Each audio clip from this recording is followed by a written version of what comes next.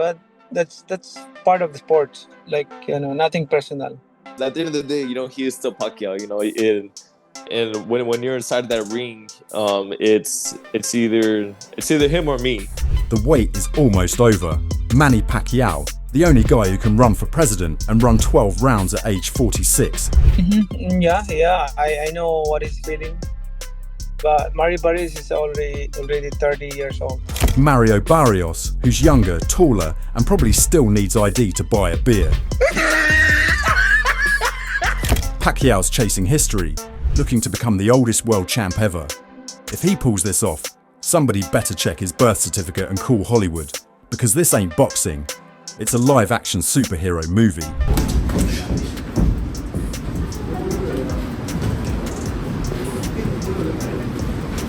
And I'm not trying to lose, my title. I'm not trying to lose, at all. Anytime I step in there. Barrios, though, he's not here to play babysitter. He's got youth, size, and the kind of recovery speed Manny probably last had when flip phones were still hot. It's experience versus metabolism, legacy versus lightning-fast limbs. Pacquiao's fighting like it's 2008, while Barrios is fighting someone who probably told him what a fax machine is. How do you feel? I feel good. I feel excited for July 19th. You ever think of who would play you in your biopic? Mark Wahlberg. That would be sick. He'd have to get a tan. Before we crown the comeback king or the new age Punisher, let's check in with boxing's brainiac, Terence "Bud" Crawford. When asked about Pacquiao's return at 46, Bud didn't flinch. No overthinking, no TED talk, just said, experience and power will get it done. Translation: Pacquiao might be old enough to have boxed dinosaurs, but Bud still thinks he's got the hands to school Barrios like it's parent-teacher night. Manny Pacquiao returns next week, age 46. I know he's someone you've got a lot of admiration for. You're both pound for pound greats. He goes against Mario Barrios. While most folks are wondering if Manny needs an ice bath just from training camp, Crawford coolly said, I just think the experience, the power, is going to take him to a victory. No long explanation, no breakdown, just pure belief that Pacquiao still has that old school magic left in the gloves. In a lot of areas where he's not getting caught at and making him pay behind his mistakes.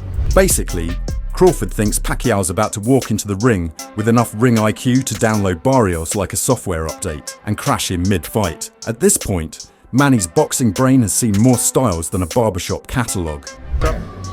Why? I just think the experience, the power, is gonna, take him to a victory. While Barrios is posting training clips on Instagram, Pacquiao is out here watching tape on VHS because that's how long he's been dominating. And yet Crawford sees no problem. In his eyes, Barrios might be young and strong, but Manny's still got the kind of timing that makes you punch at air and question your life choices. So yeah, while Barrios brings speed and youth, Pacquiao might just bring a 12-round masterclass in how to whoop a millennial without spilling your arthritis meds. Yeah, it's surprising. Obviously, I know Manny very well. He's a true competitor. He's a guy that if you put something in his head, and obviously to create more history, he's a guy that's going to give everything. While Crawford praised Pacquiao's greatness, Mayweather took a different route, stirring the goat pot while Manny chose quiet class. Floyd Mayweather may have ducked more names in retirement than he did in the ring, and now he's back at it, this time jabbing at Roy Jones Jr. in the eternal GOAT debate.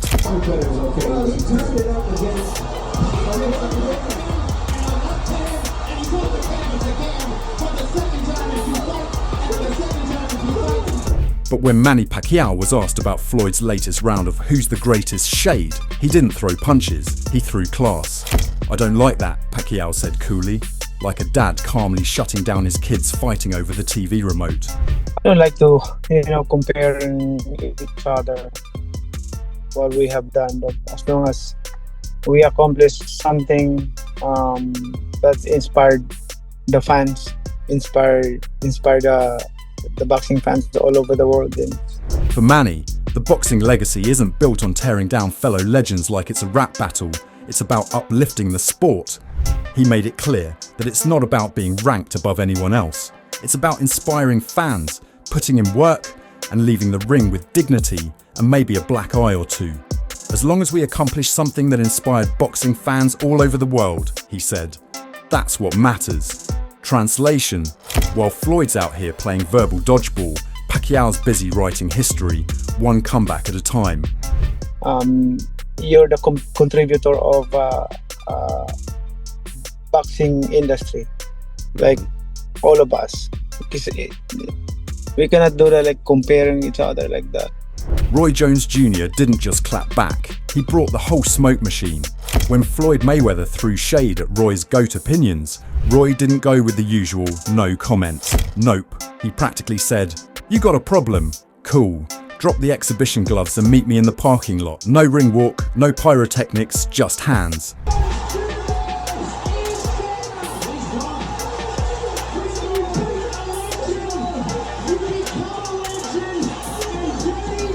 And it got real when Roy stared straight into the camera and said, "Ain't gonna be no exhibition." Translation: he's not here to play patty cake for PPV. He wants a real fight with real punches and possibly real hospital bills. Is a possibility, Roy? Like, we might get this exhibition? Ain't gonna be no exhibition. I want it real. Ain't no sense of being an exhibition. What we gonna play for? We both fight for real. What we playing for? Wasn't no exhibition. We didn't make it real. Floyd's been dancing around influencers, but Roy pulled up like, "Nah, champ, try that shoulder roll against someone who fought Prime Mike Tyson."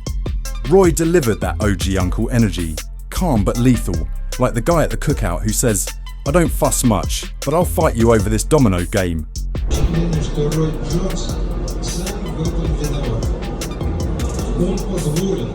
The man basically challenged Floyd in the ring, outside the ring, wherever, like this was Street Fighter, and he just unlocked the Vegas Strip level.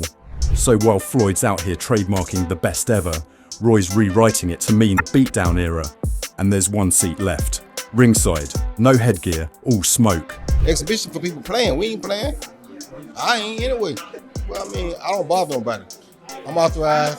I can have my own opinion.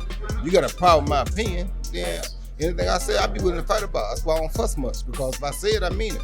And if you want to do something about it, come on. Oh man, this interview had everything. Legacy talk, women's boxing love, Jake Paul chaos, and a side dish of heavyweight beef.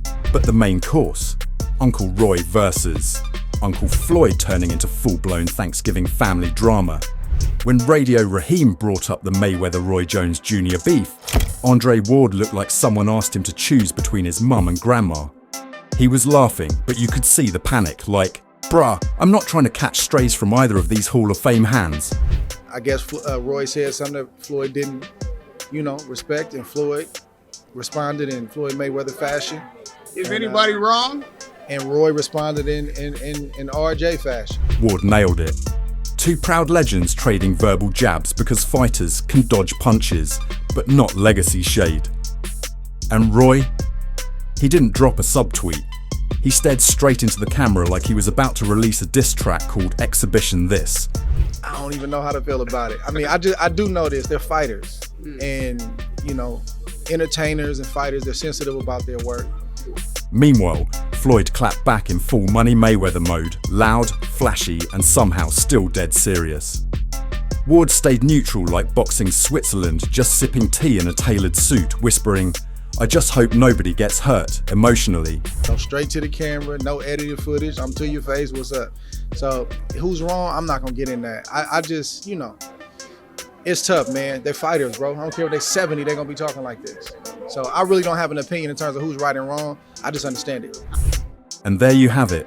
Legends throwing shade, contenders throwing hands, and Father Time nervously checking his watch.